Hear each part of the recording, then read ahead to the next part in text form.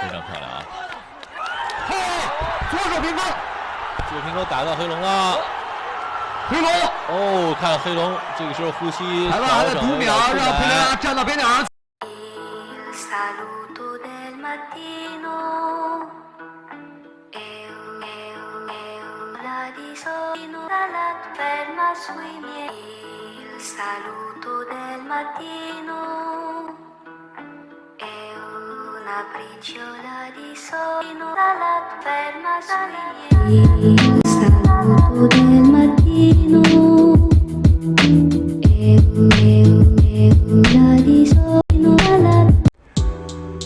What's up everyone? I hope you are having a good day. So today I decided to make another video and it's going to be about Alex Pereira. Pereira faced Adesanya twice as a kickboxer and defeated him twice, once via unanimous decision and once via third round knockout. Growing up in a favela, Pereira dropped out of middle school to begin working in a tire shop at the age of 12. Influenced by his colleagues, he began drinking and eventually became an alcoholic. In 2009, he began training kickboxing in order to get rid of his addiction. When Alex won the Glory World Middleweight Championship in 2017, it marked the beginning of one of the most dominant destructive reigns in the history of the sport. In late 2019, Pereira made history by becoming the first fighter in Glory history to hold two belts in different weight classes at the same time when he captured the vacant interim light heavyweight championship. By the age of 12, he had decided school wasn't for him. He'd found himself a job at a tire shop which also offered some mechanic services on the side, and that was much more interesting to him. Thereafter, the young Brazilian spent as much as 10 hours a day hauling tires around. It was a busy tire shop with a fairly sizable crew who used a steady flow of iced cachaca, Brazilian rum made from sugarcane, to get themselves through the workday. At first repelled by the taste of alcohol, Pereira gradually began to tolerate it and then developed a taste for it soon. He was drinking as heavily as his colleagues.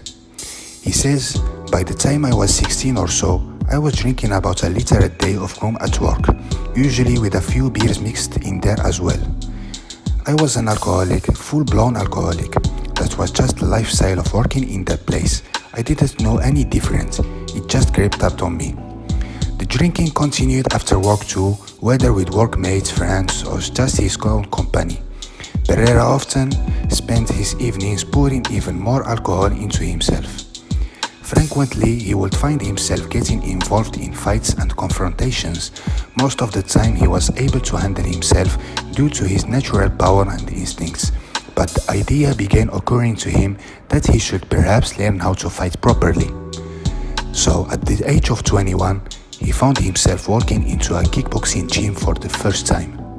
It was a decision which would change his life and in the process unlock previously unknown aspects of his heritage and identity. Pereira says, I'm 100 native Brazilian. There is no European Brazilian in me, there is no African Brazilian in me. My parents are both from the native tribal people who lived in Brazil before anyone else came here. Native heritage and traditions were not subjects which came often in the dense urban sprawl that Pereira grew up in. But when he joined his first kickboxing gym, it happened to be a team made up of native Brazilians. And so Pereira ended up learning not only the art and science of kickboxing, but also about his own roots and heritage. He says, once I started learning about it, I just wanted to learn more and more. It was fascinating to me, and it made me more spiritual, more in touch with my ancestry. In Brazil's native Tupi language, Po means hand, and Atan means something solid, dense, stone-like. Pereira's nickname Poatan does translate as stone hand, and is marked by a tattoo collection of rocks and pebbles on his left hand. There is no secrets to the nickname provenance. Pereira has been knocking people out ever since he started competing as an amateur. He went 25-3 with all 25 wins by knockout.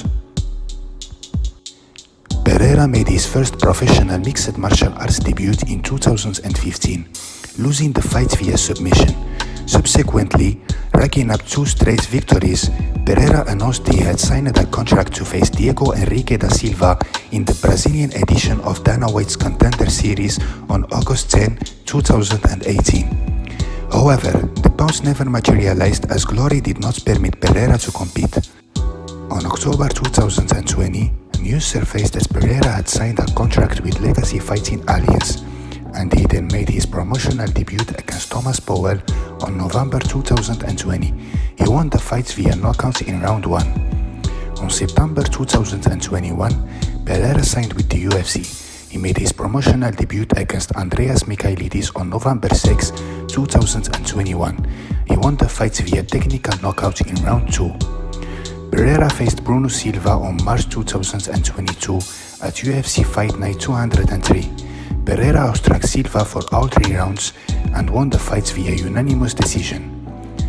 Pereira was scheduled to fight Sean Strickland on July 2022 at UFC 277. However, the promotion decided to move the pairing to UFC 2276 on July 2, 2022. Pereira won the fight after knocking Strickland out in the first round.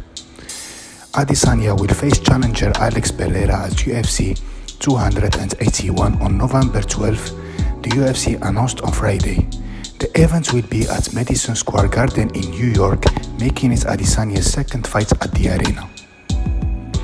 Did you know that Pereira has a younger sister, Ani Pereira, who competes for Glory?